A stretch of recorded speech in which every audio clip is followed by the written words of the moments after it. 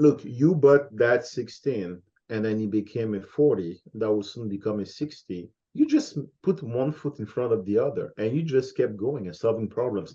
That's all what it comes down to. Whether you are building a 2 unit or a 200 unit, all you obviously it takes some different kind of skill set. It takes a little bit more expertise, but it's not really about what you do, but it's more about who you become.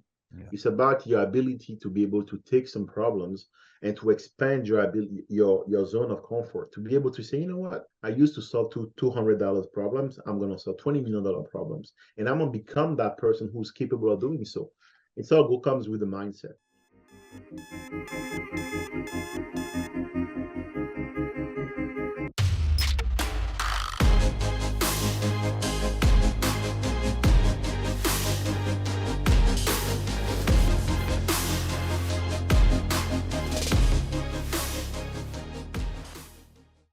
Hello, and welcome back to the Very Real Estate Effect podcast, a show dedicated to real estate investing right here in Quebec. And today, it's an honor and a pleasure. He's been on the show before, but I am very thrilled to have my friend Uriel Bigot, a developer here based in Montreal, on the show. We're going to have a great conversation about land development. Hi, Uriel. How are you? I'm great. Thank you for having me again. I think this is the third time. Yeah, it is the third time. You came once, maybe around episode like 25. And then last year at Christmas, we did an end of the year recap, the four of us in a studio. And then here, and we actually have been spending more and more time together and keep talking about development. And actually, I have to admit that Uriel has been great help to me for my Saint-Jérôme project. So I really appreciate that. And before we dive into it, I just want to remind everyone, thank you for sharing this episode with a friend who could benefit from this conversation. Leave us a review, like, share, comment, send me some questions. I'm in the process of doing my bookings and getting set up for now to Christmas. So if you have any topics or people that you think I should be interviewing, send them my way. Thank you very much. So before we jump in, I just want to thank you for what you have been doing. I think the scene when it comes to real estate here in Quebec has really been needing someone like you to bring in that other side of things, that other version of things, that the flavor from the field, from people doing it from the towers. So I really like it. Well, thank you, man. I appreciate it. And on episode 1, I pledged to share the reality of a real estate investor. And people think it's always pink and rosy and we cash big checks and we go to the bank. Like that's once in a while, but the reality, the grind, the daily fights, the problem solving and all that's more like our regular day of work. So let's take a bit of time today. So about a year and a half ago, you said you just shared to me that, this guy approached me with an interesting piece of land. What happened? Wow, it has been such a great journey, man. So I came across that guy that we met in an event, and real estate, I think, is really about people. And we kind of connected. We have the same vision. We have the same ambition. We kind of have also the same mission about what we wanted to do with real estate. And we kind of decided to work together. He's the kind of guy, he's not great with numbers, but let's say that he has big ones. And he will tend to jump on project that he doesn't really totally grasp when it comes to the numbers. But he had that vision that he was feeling there was something to be done there. He approached me, pitched the numbers, meaning no numbers. And I kind of looked into it and I felt like this was something great to be done. We team up. We spent some time first to really get to know each other on making sure we're going in the same direction. And we decided to team up to build a partnership together. And long story short, we took a piece of land that we bought roughly around 1.5 million, exactly at 1.5 million. And today we're talking about 9.7 million. In land value? Yeah, in land value. Nice. For many reasons. So the zoning has changed in the area. We have anticipating a change in the zoning, so that it really, really help. And also we really work on adding more density to the project. We work with the city as well. So we bought a piece of land. We have been in the development phase, working on making sure we have the optimal version that we need to fully take advantage of the value that we can create with that piece of land. And that's where we are today. I'm really proud. It's a great project, big project, my biggest one so far. Yeah. And I really looking forward to completing it and doing so much more. Okay, so there's so much to unpack over there because you make it sound super easy and super simple, but we all know, and maybe it should be re-explained for everyone who's listening, that the value of a piece of land is decided by what you can build on it, highest and best use. Now, you bought it for 1.5, and now you said it's worth 9.5. So what kind of project are you building on this? So initially, when we bought the land, so someone made an offer and transferred the offer to us. Like we bought the purchase offer, but when it was made initially, the zoning hasn't changed. So when we get into the transaction, it was just a vacant piece of land, and the only thing you can really build on it was maybe a little bit commercial, nothing really too major. Mhm. And between that moment and the moment we secured the land, the zoning changed and moved to multi-residential with no Ooh. limit, but no limit when it comes to height. So if you wanted to build a 50-story building, we could do so. Obviously, you are limited by the number of parking you can put on the land, but yeah, the zoning has changed, and it has also been a location which is extraordinary, extremely really good. Mhm. It's Lévis. Lévis is a place in Canada with the lowest in occupation rate, not in Quebec, but in Canada, The and lowest also vacancy? the lowest vacancy in Canada, not Wow. Quebec, in Canada. And the beauty about that place is that the population over there is really elderly people. They have retired. They are selling their home because they're tired to take care of the grass. So they will be considered like income people. And so the area can tolerate really higher value when it comes to rent. Yeah. So that's what we have been working on. So we bought a land where it was only initially vacant with no real added value space, and then when the zoning changed, we just created the value. So right now we're talking about anywhere between 315 and 350 unit. The exact number now is 315 unit, with space to add some more as we progress in the project. Oh, wow. So even at 315, you'd still have some available Oh yeah, space yeah, for. yeah. So the only limiting factor Mhm. when it comes to our project is really the number of parking spots that we need for the area. Yeah. The minimum the city is asking us is one. What we want to do is 1.5 because we know the area. I have teamed up with some really big developers in the area who have experience also. They built something really similar a couple meters away. So have a good absorption when it comes to putting those rental units on the market. Yeah. The real good value is 1.4, 1.5. 1.4. And Yeah. we could add more parking space on our land. But for now, we have decided to keep it at 315 for many reasons, financing, structural, and also cost efficiency. Mhm. But yes, we have some space to add some more parking and remove some of the green grass as we Yeah. progress the project. Okay. And then I take the rest is all underground. Yeah, we have a two level of parking on the ground. Yeah. Yeah. So in order to get to that point though, from this initial meeting with your partner, you obviously, I don't think you had the 1.5 million to buy the land, so you had to raise capital. Then you had to go and do some research in terms of, well, that's in your due diligence phase in terms of what's the zoning, what can you do with it, what's the mood like at the city. Can you kind of walk us back Yeah. through those some of those first days, like even of the capital raising process? Yeah, so the first step was really putting the numbers together and understanding the what could be done with the project. Initially, the plan has nothing to do with what we currently have. And the first step was to say, okay, we have this great piece of land. This is the zoning. We secure a team of architects that were working with us, and they put together a really nice 3D. It was initially 180 units, and we started the conversation with the city. The city was really happy. They were even asking us to increase the density because obviously it's on a boulevard called Guillaume Couture in Lévis, where there's supposed to be a tramway on that boulevard. Wow.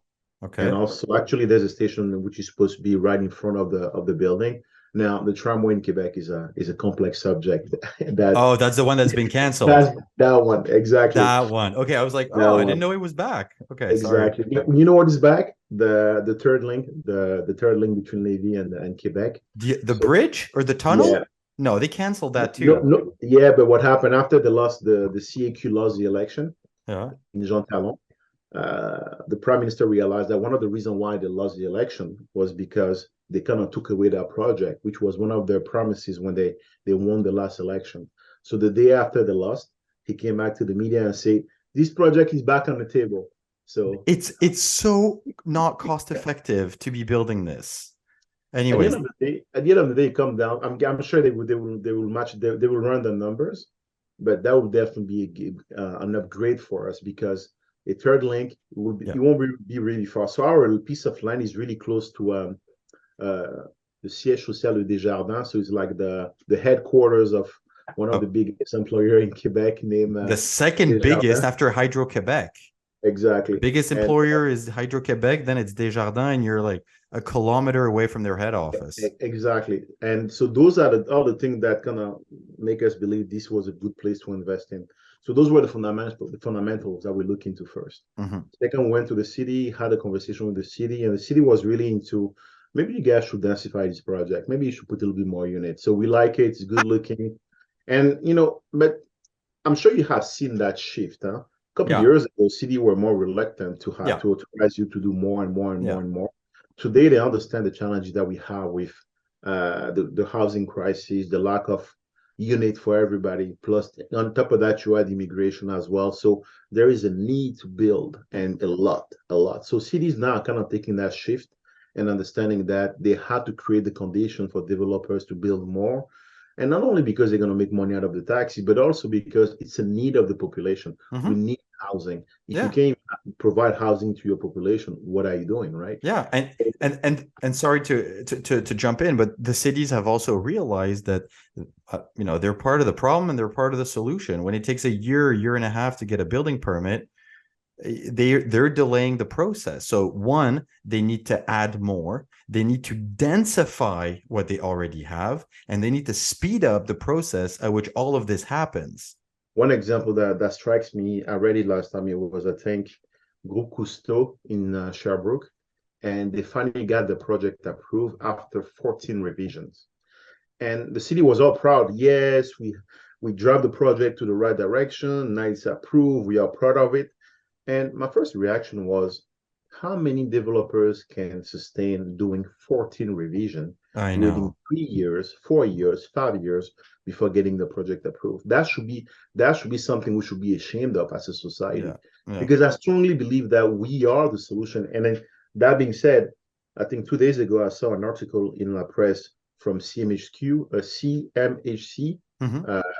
They were basically saying that if we want to solve the housing crisis in Canada, we need to provide developers with incentive to build more, right? We are part of the solution. Why? Because the public sector doesn't really know how to build. No. They are not efficient when it comes to doing it. They don't have that expertise. So if they don't do it, who's going to be doing it? It has to be us. The private sector. And that's people us. Like you and me, man. And as you know it, to put a project together, what you need, obviously you need the opportunity, you need the deal, you need the land, you need the money. You got to raise the money, the kind of capital that you need for that kind of project. But also you need the hustle, right?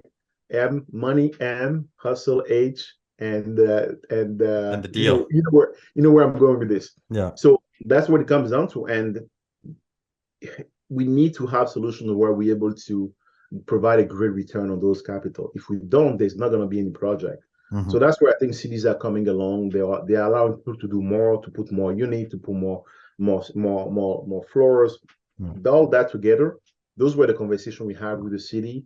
They were really open for the project. They even put together a special committee only for that project with someone from environment, security, engineering, all those. They created a special committee just for that project. Wow. And they have been great. The communication have been great. Mm-hmm. And also one thing we did is that in the process, we changed the architecture firm.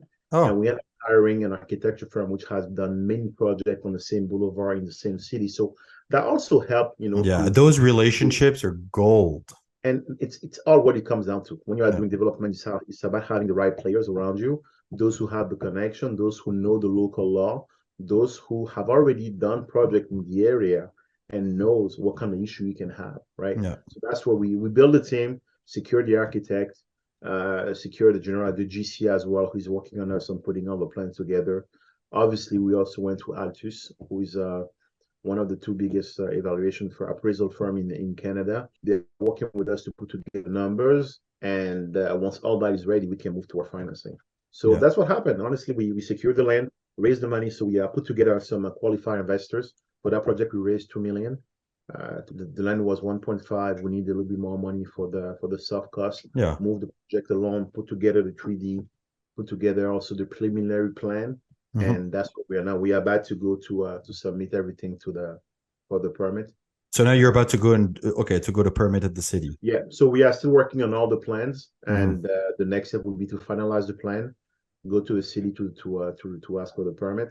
And also in the process, one thing that we'll be doing is most likely we'll be raising money as well. It's a pretty big project. Yeah. So hard cost, we're talking roughly about 75 million. So it's a pretty big project. Wow.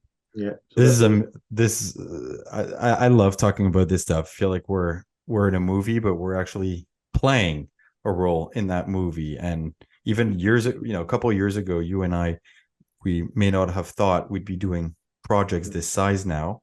And it shows that it's possible. And Uriel and I are not particularly special at anything. We just work hard at it. We have a vision, and then we just don't let it go until we find a solution. So I just want to let me jump on that one. Let me jump on that if you don't mind. I think it comes down to, if you don't try, you will never know, right? I think the success in life all comes down to having the knowledge. Once you have the knowledge is still in you the courage to take action. And once you take action, you get results. You will have some challenges. You will face some hurdles. I mean, that's all we have, like challenges. Yeah. But the reality is that it's through those challenges that you will get better, and you will become. I mean, it will never become easier. You will just become a different person. Yeah, capable of handling more. That's what exactly. And we all started like that small duplex or triplex. Then we moved to multi-residential, 5, 6, 7, and then we start building a little bit. And now we are moving to bigger things. And I really believe we are the right place at the right moment. Canada is going through a crisis of housing. They need people like us and like you, like your listeners, to have the courage to put together a project like this. There's land everywhere. What I like to say is that just go on Google Map, zoom out, and you will see the amount of green space to be used. Obviously, some of them has to remain for crops production, but there are so many land to be built. And once you understand that, now it's about how can you make the equation work? How can you secure the money that you need? So how can you secure the team that you need and put it together with the land and produce a building? Yeah. And as you were talking about it, it made me think of, how, we work hard and our job is mostly to have a vision and solve problems. And at the beginning, early in our career, when we start with duplex and triplex, we get overwhelmed by small-ish problems like tenants, or we get a letter from the city and we get all scared, or, a contractor and managing that relationship and stuff. And, for me, that's out of 1 to 10, that's a 2 or 3 problem. And then every time we learn, we get better able and equipped to resolve problems 4, 5, and then 6, 7. And then for some of the stuff that we're doing now, it's an 8 or 9. We're dealing with the city. We're dealing with, urbanism. We're developed. There's, I think both of us are dealing with Hydro-Quebec, and that's a whole other conversation. But by the way, because we've talked about it offline, both Uriel and I are in the same boat when it comes to moving hydro lines. So it's just a funny parallel. But going back to the point I wanted to make is that it is part of the adventure to learn by doing. We make mistakes every day. We fix them. We learn from them. What we want is not to make the same mistake twice, but you can make it once. It's okay. And then we get better and better at it. And then the size of the project and the magnitude has greatly compounded. Look at this. Like, I bought a project to do a 16 unit. Now I'm probably going to do around 40 on that same piece of land.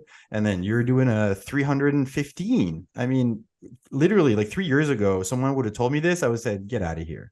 So I started investing in Canada in 2016. I came in this country in 2012. And when I first came in, I always wanted to invest in real estate. For me, it has always been about, for each of my kids, I want to have one piece of property. Well, I only have 3 kids. So how many kids? I got that one check out, right? But that was the plan initially. And then one day I told myself, I met someone named Antoine at an event. Back then it was in person. And he told me he had 300 units in Montreal. And I was like, how can you have 300 units? And I'm not even capable of having one. What do you know that I do not know about? And after meeting him, obviously I started implementing the strategy he gave me, and I started getting some results. But I told myself I would set my objectives. I sat down and I wrote some numbers on a piece of paper. It was from a unit number perspective. Mm-hmm. And when I was looking at it, I was like, there's no way this isn't going to happen. Like, Uriel, stop fooling yourself. This is not possible. But then I told myself this, you know what? If it's not big enough, it's not worth enough. So what I'm going to do, I'm going to chase that. And I just started. I just one feet after the other. What Look was your at you. first property? What was it? Was a duplex. There you A go. It was a duplex. duplex. We all start And small. look, you bought that 16 and then it became a 40 that will soon become a 60. You just put one foot in front of the other and you just kept going and solving problems. That's all what it comes down to. Whether you are building a 2 unit or a 200 unit, all you obviously it takes some different kind of skill set. It takes a little bit more expertise, but it's not really about what you do, but it's more about who you become. Yeah. It's about your ability to be able to take some problems and to expand your ability, your zone of comfort, to be able to say, you know what, I used to solve $200 problems. I'm going to solve $20 million problems, and I'm going to become that person who's capable of doing so. It's all comes with the mindset. You Mm-hmm. set high objectives, you go after it, and you just keep grinding. You just keep walking toward the right direction and making sure that along the way, everybody around you benefit from it. Yeah. Making sure along the way that you create great relationship, making sure along the way you have a lot of fun. And yeah, some days we got some days I would be like, Axel, what the hell is happening? But Yep. then that's when you get to learn. That's when you get to grow. That's when you get to become a different person that's not capable to take on 2,000 unit, 20,000 unit, $1 billion project. That's how you grow. And honestly, that's how we did. Start with a duplex, then the triplex. Funny story. After my first triplex, it was at La Prairie. And I bought a Really? duplex. At La Prairie on the South Shore? Yeah, on the South Shore. Oh, I didn't know you bought over there. I bought a duplex initially downtown Montreal, Ville-Marie, and converted into a triplex. I did a unit in the basement. That was my first renovation project. Worked with a great guy named Carlos. And after that, I was like, let me try fully, because I was living in it. Let me try a fully rental property. We bought a triplex at La Prairie, and it was hell. What happened? The tenants were giving me so much trouble. They will wash their dog in the sink that I just changed in the kitchen and collect it. I will have to go over there at night, call the insurance, hit into the franchise, and it was hell. And I told myself, I will never ever again manage tenants in my life. Yeah. But then I didn't stop there. Okay, I don't want to manage tenant, but I still want to do real estate. Yeah. And after that, what I did, that's actually why after that I went for larger building and got a management company. Because if a management company, you are still doing real estate, but you don't have to deal with tenant. You have to know your strength. Let me come back to my story. So when I would go over there, it was hard because some of them they really didn't like me. So it was going through a lot of conflict and everything. But the moment of joy for me when I was coming back was when I was coming back from La Prairie. I was on the 15 North toward Montreal, and I was going toward Pont-Jacques-Cartier. And on the far, you will see the skyline of Montreal. I know exactly what view you're talking about. It's beautiful. And I have always told myself, one day I will have a building of mine in that city. Yeah, that I can see on the horizon. And that's why I kept doing real estate. Nice. Right? I didn't know that. You could either take a situation that is killing you, that is causing you trouble, which is tenants that are really hating on you, that are causing you so much trouble, and say, I'm going to quit. Or you can use it as a fuel to buy more, to grow, to become someone better. So it would be struggling for me to go over there.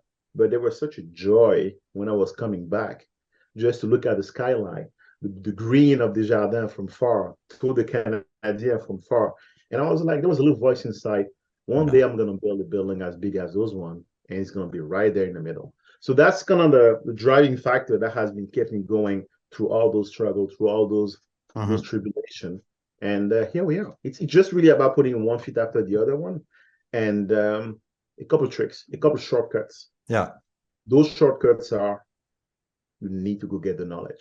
Educate yourself. Is the first investment is in yourself. You will never make it if you don't educate yourself. Yeah. I have people texting me on DMing me on Instagram, Uriel Bigot on Instagram. I'm just nice plug. Nice plug. And and they will ask me, what should I do? My response is always the same. Educate, learn. Educate yourself.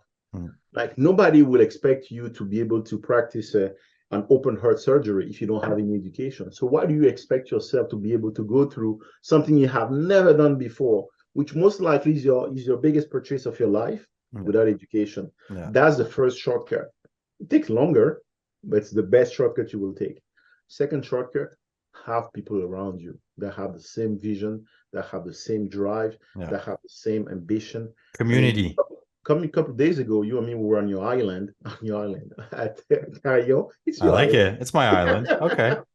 And it was just like one night, a retreat, two friends talking about their life, their reality, personal, professional. But we both left that place recharged. Yeah. We both left that place. We think that we learn from each other's. And sometimes that's all it takes. Just shutting down all the noise around you. Forget about YouTube. Uriel Bigot at youtube.com. Oh my God, stop. Forget about the glam. Forget about the noise. Just have an open heart conversation with people that know better than you, or people who are doing the same thing as you, and be like, I'm having this trouble. What should I do? What have you done? Right? What have you done in that situation? But you will never make it if you try and do it by yourself. You got to belong to a community of people like-minded. And it's interesting because two things that you mentioned is like educate and then community. And you educate with other people's experience. And then you have to go hang out with other people who are just a little bit further than you in that spiral of development, because they've already encountered the roadblocks, the obstacles that you're in right now. So you can just ask them and they say, just do that. And you're like, oh, okay, it's not that big of a problem. And, but we always say like, oh, real estate is a people business. And I'm going to sound like a broken record, but it is so true. Like, yes, you're buying brick and you're putting people, you're building a box, you're putting people in the box. They pay you to be in the box and the box appreciates in value, but it's just a people business. ECE, educate, communicate, and you're going to elevate. That's what it comes down to. I like it. Educate, communicate, and you will elevate. You will not succeed by yourself. I always like to say, like, you see me in front, I have a presence online, but there's a team behind me. I mean, even this podcast, like when we first met, we exchanged contacts of people we work with, and now you're working with someone that I work with, who most likely is going to be the one editing this video. Oh, it's not most likely. He will be doing the editing of this video. Thank you, Thierry. Thank you, Thierry. But you see, that's what it is. And let me drop in this story. So Thierry is a guy that I met on the Fiverr. I was starting my online presence, and I needed someone to really edit my videos. And he didn't know much about it. I think I even approached him for data entry. And then he was like, hey, if you need video, I'm starting to do videos. Just shoot me your videos. And I was like, why not? And I gave him my videos. Between you and me, it was crappy at first. But one thing I love about this kid is that he is always educating himself, educating, self-training, self-education. He recently quit his job and he's doing now full-time video editing. And I have multiple editors in my team. He's the best one, terms. No question. He's the best one. Why? Because he went to get education. That's what it comes down to. No matter what you want to do in life, you will never excel if you don't get education. Because there's two ways to learn. Either you learn through your mistake, and it hurts, or you learn through someone else's mistakes. It's faster. It's less painful and it's faster. Choose your pain. Yeah, choose your path. Usually we take the path of least resistance, but it's up to you. Exactly. Yeah. No, and actually that's something, we talked about it when we were on the island earlier this week, that we're actually both very proud that we've helped this guy, and now he's actually building a media agency. And it's great. Congrats, Thierry. Yeah, good job, man. Okay, back to real estate here. Financing. let's not kid Oh ourselves. boy. Financing is tough Oh right boy. now. And we were talking offline, and after a meeting that you had with a bank, apparently there's only two institutions right now that are really still financing this kind of project. So you and I are in the same boat. I'm sure there's other people who are listening who are looking for a substantial amount of money. So what do you recommend right now? So obviously I can't give the name of the bank because it was a pretty high level conversation with someone really high up in the rank of that bank. Mm-hmm. He was basically telling me this. So when you want to buy real estate, when you want to build, you have multiple ways of financing the entire transaction. The first thing that people used to do, they will go get financing against the land. So land financing. So the land is worth 2 million. You usually could go all the way up to 65% loan to value and get a loan from a bank for the land to purchase Against the value of the land. against the value of the land. Yeah. No.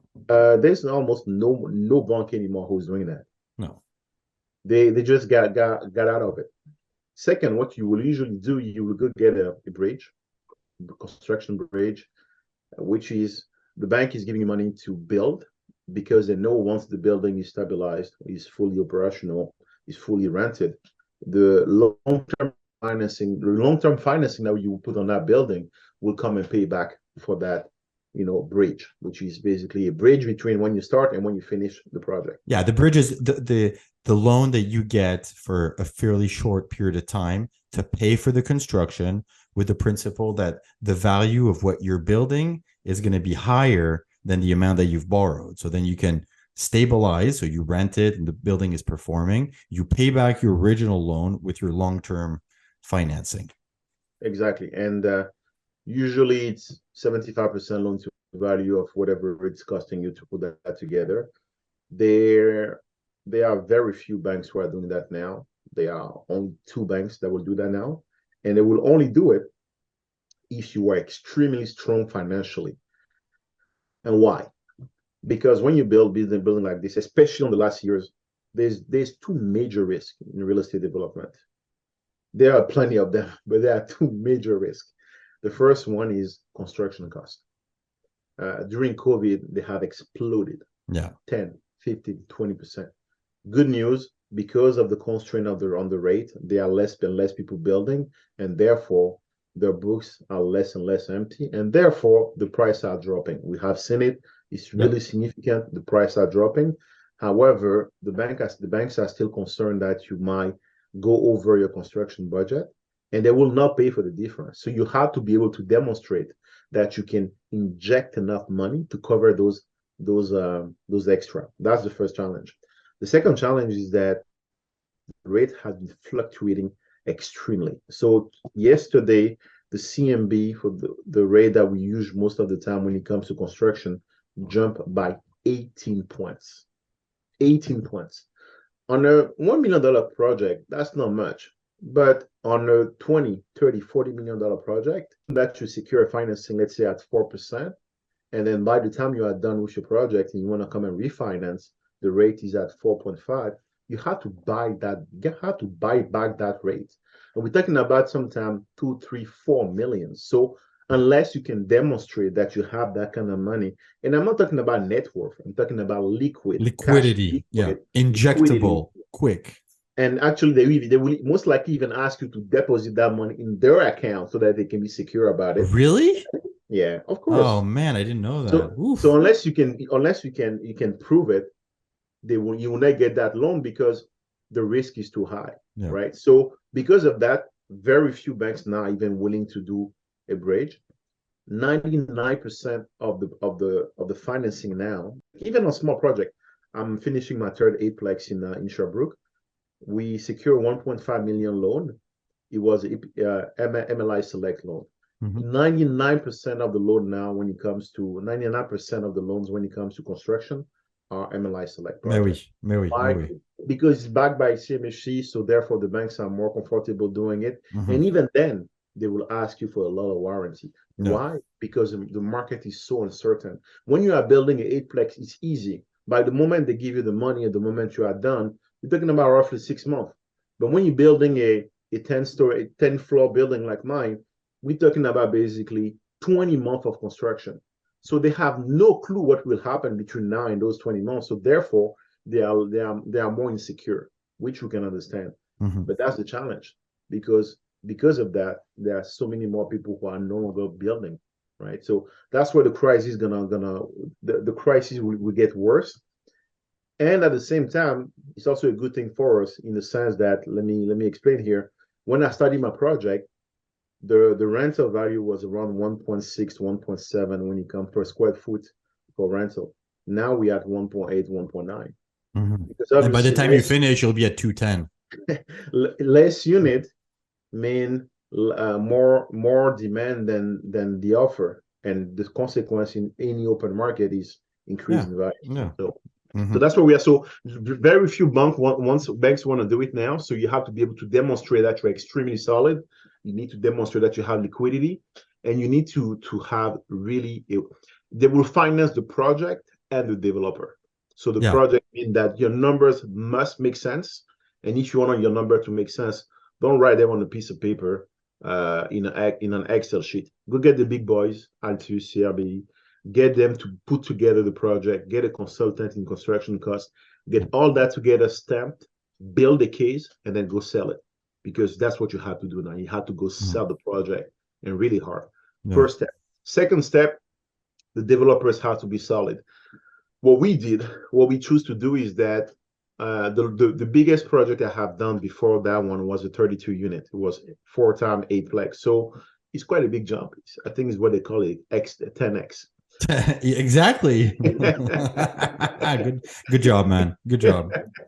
So what we did is that we hire a development team that does about 1,000 units per year, and we put them on the project because we felt the need to reassure the lender.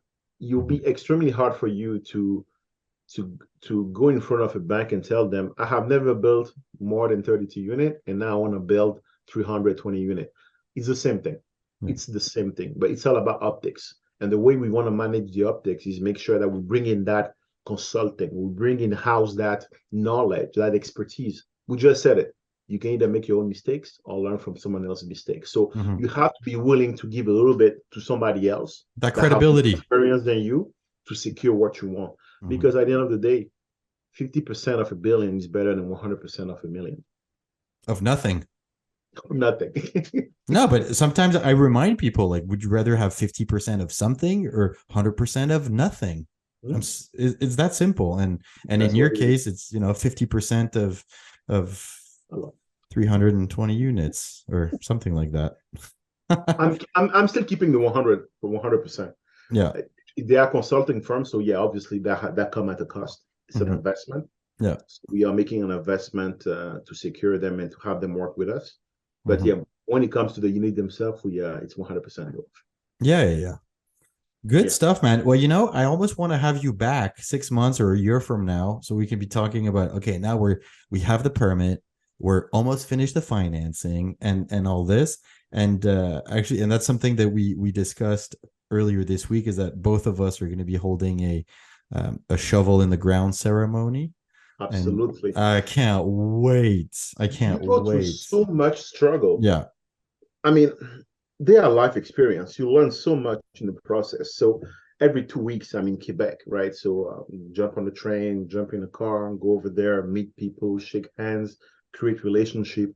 I'm always on the call with banks here, always. So I'm not at the point where I'm securing the financing yet, but I'm already talking about it. So you have to tease a little bit, make sure that they understand what's coming up, make sure that they fight for it as well, because that's how you're gonna get the best rate and the best structure of financing. So it's really it's a full-time job. It's a full-time job to be able to showcase your project, and there are so many things that you have to into. The good news is that I have a strong team around me. I have people that I have been working with. They know this in and out. And it's small little details, how you can really optimize it, how you can really make sure that you go get that full value. And because of all that, you have to celebrate the wins. You told me that last time we were on the island. We need to celebrate the wins because, we also go through some L, but we have to celebrate the wins. And that's why doing that ceremony is a must, man. It's a must. And not only is it, as you said, like we need to celebrate the wins, and that is such a major milestone. Like to get to that point, you've worked for 2 years to get to the moment where we say, okay, tomorrow the excavator is going to come in. We're going to start with the excavation, but today let's set up a tent and let's chat, have a glass of champagne, and even, you know, I was going to say invite the officials. And I know it sounds cliche to say that, but the city's worked on this for 2 years as well. Yeah. The contractor, the engineers, the architect, everybody, every stakeholder needs to be included in this, because in the end, we got to this point where we get to start digging because all of us put our collective brains together to work on it. And for me, it's a milestone that needs to be celebrated, but it's also a small reward to everyone because we earned it. And you see, this week I was supposed to go to Sherbrooke with I have an investment company with my buddy Chris, and we have two investors in that one. And the plan was to go to Sherbrooke just to go. Some of them had never even seen the building. Yeah. And those that we use, or building we buy, we renovate, and we do the burn method on those buildings. And finally, it has been postponed for personal reasons for some of the investors. But that was something that we planned, and why it was, we wanted to show them the appreciation because those projects would have never been possible without their participation. Yeah. Yes, we do the search, we find a deal, we structure the deal, we are driving the car, but they kind of put the fuel in the car. So by respect to that, we wanted to show them the building, take them around, go have a nice meal. And I think about it, like we spend so much time working on these things. If you don't celebrate, what do you do it for? Yeah. Like those development projects are usually 2 to 3 years project, right? So you are in the trenches, building relationship, solving challenges, finding solutions, going through hurdles. And if you don't even take the time to celebrate the win, why the successes? So, yeah.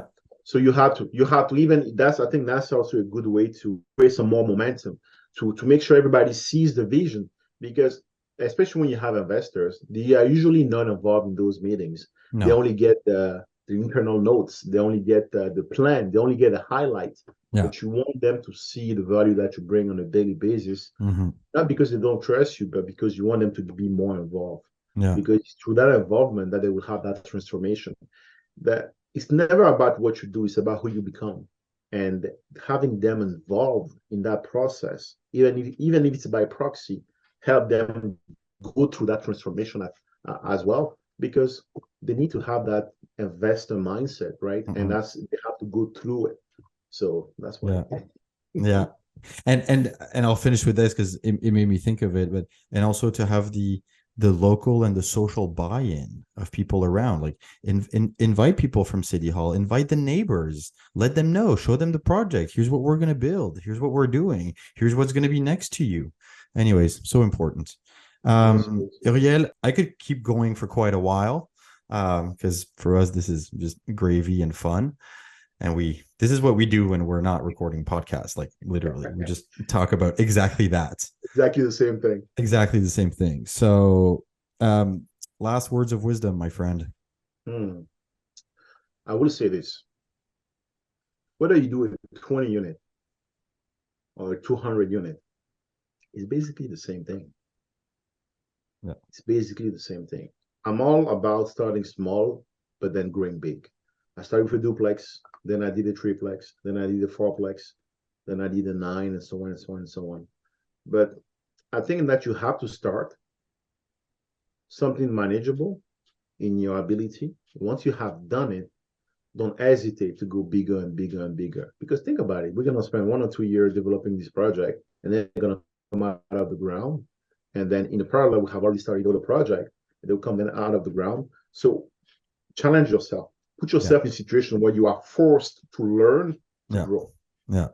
If you have always been doing duplexes, that's cool. That's nice. That's more than 99% of the population. But then challenge yourself to do more. Yeah. Because if you can do a 2, you can do a 4. And if you can do a 4, you can do a 16. And I'm not saying you should go from a 2 to a 200. There's a middle ground in between. But yes, challenge yourself, put yourself in a situation where you are forced to learn and forced to solve problems, because that's what really this planet needs. Yeah. Entrepreneurs are not just people who are making money or driving fast car or being on Instagram. They are basically people who are providing solution for everybody's problem. And that's what you have to do. You have to aspire to be someone who provides solution for other people's problem. You will get wealthy in the process, because people will always be willing to pay you when you solve the problem that they have. Yeah. But beyond the money, it's about who you become, what you achieve, and your purpose in life. Wow. That was a good word of wisdom. On this note, for anybody who wants to get in touch with you and reach out, what's the best way to do so? So I can already plug that in. Yeah, big time. You put your phone number in your email as well while you're at it? Obviously, my company, La Fabrique, where our goal is to, our mission is to make sure that you can prosper financially through real estate. So that's thefabrique.ca. You can find me on YouTube. I have my YouTube channel. You can also find me on Instagram. I have been really active lately on Instagram. So that's Uriel Bigot on Instagram, and also Uriel Bigot on YouTube. That's how you can reach out to me. Perfect. There you go, man. Well, thank you very much for this episode. I knew it was going to be good, and we greatly over-delivered. So again, everybody listening, share this episode with at least one friend who could benefit from this. And I know just thinking about it, you have at least 3 friends who could be inspired because they've been wanting to get in real estate, but they still haven't pulled the trigger, or they've stayed small. So do them a favor, make a difference in their day, send it to them. On this wonderful note, thank you for participating and listening all the way here, and we'll talk to you next week. Thank you, Uriel. Thank you, Axel.